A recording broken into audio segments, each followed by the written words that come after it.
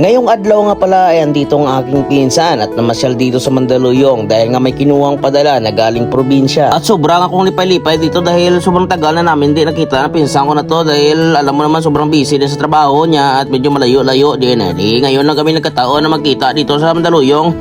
At nagbanding-banding din kami kahit paano sa sobrang tagal na namin di nagkita at nag-imaw-imaw. Kundi na-miss kami ng sara-sara.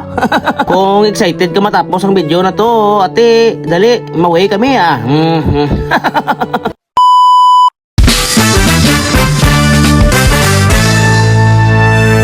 Europe, Germany yung mapapasumel, bagat guwapo, bagat babaero, urat bisyo, urag inam, urag panigarilyo, simbalang gid abaw, perti kabet.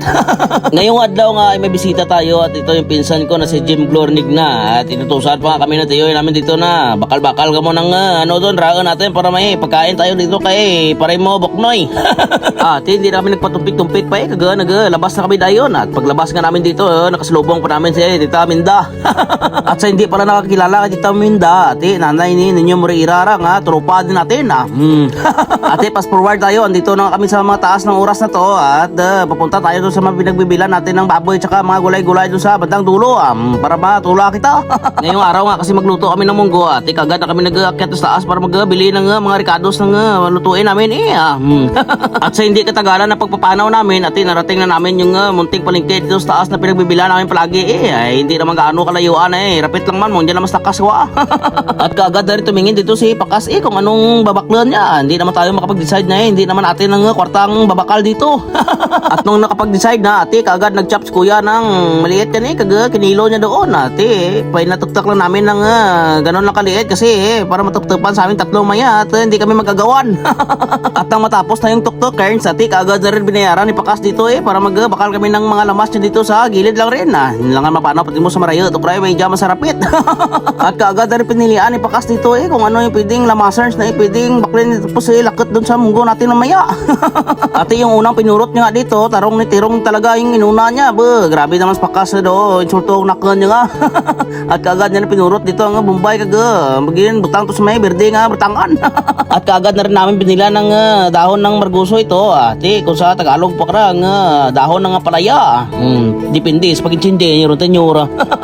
At matapos nga namin mabakal yung mga lamasers sa kabila ate, nagpanaw naman kami dito sa kabila para maghanap ng mabila ng chicharon dahil sa kabila doon lang silang tinda. Kaya kami nagsailo dito dahil dito lang may tindang chicharon sa kabila.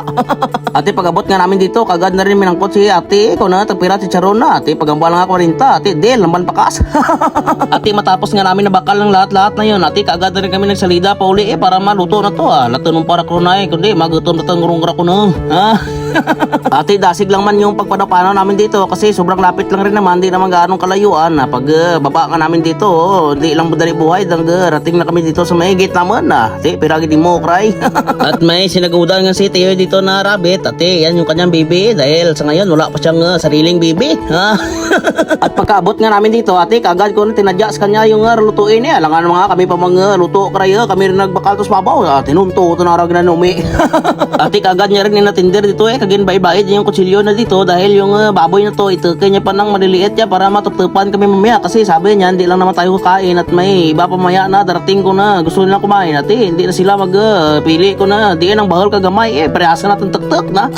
Ate, matapos niyang tinuktok yun ate, ako naman dito nagpasikat-sikat para makita naman kunwari sa video nga tandos kita ate, agad ko na kiniha dito yung mga lamasers na to para malagay na doon sa may ko na lutuin niya na At nang matapos ko nga slice yung mga lamasers na yun ate, lumipat na naman ako dito sa may dahon ng palaya na to para hamgodin na to at may lunod na doon mamaya buhay-bayon mo paray. At nang matapos ko nga inatinder ang lahat ate, si Tiyoy naman dito gabira-bira ka saot habang nagluluto dito grabe, waswas si Tiyoy At habang hindi pa nga natapos yung pagrara doon ate, nagbati-mati muna kami ng soundcheck dito ni Pakas dahil minsan na naman kami magsama nito kaya sinusulit rin namin ang pagsasama namin ngayon dito na andito pa siya. Ay abaw, andito pa siya, akala mo talaga kung saan pupunta At tatawagan kami dito kasi si Tiyoy dito sobrang walak-walak dito magsaot habang nagluluto oo, angay lang ka, buangit nga Ate, ginito ito yan naman eh, pakas ka, kadlaw eh, mano pati mo kray.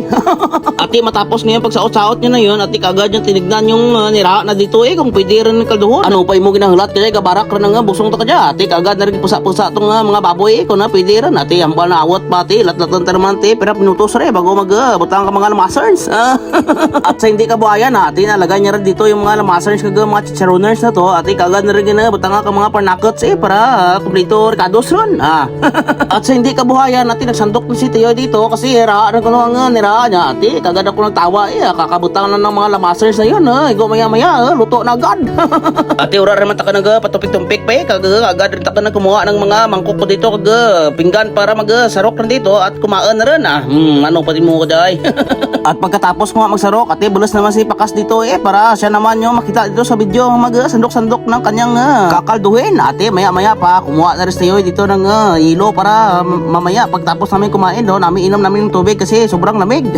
Ate pagkatapos nga namin magsandok dito ate kagad na rin kami pumisto dito ni Pakas para mag-rot-rot na nga sabaw naming higupin ngayon sobrang sulit naman ng luto ni Tio Colari kaso ka lang wala siyang jowa paano mag-proven tested right hasta tala dura magyapon ti sawa kundi ang laon-laon tanay mo kra. At nang matapos nga namin kumahon ate kagad na rin ako nag-BS para mag-salida sa Quezon City dahil ngayong araw nga may kukunin ako doon na importante at papadala doon sa probinsya dahil nga uwi si Carl sa susunod na linggo. Ate, kagad na ako nag-BS dito tagpaalam dito kay Pakas. At hindi muna ako tatagal dito dahil importante rin yung kukunin ko. Ate, kagad na ako nagpaalam dito sa kanila para sa susunod naman na kung tumatawhay naman yung namin, saka naman kami magkita. Ate, yan yung sabi ni Sangguko nga.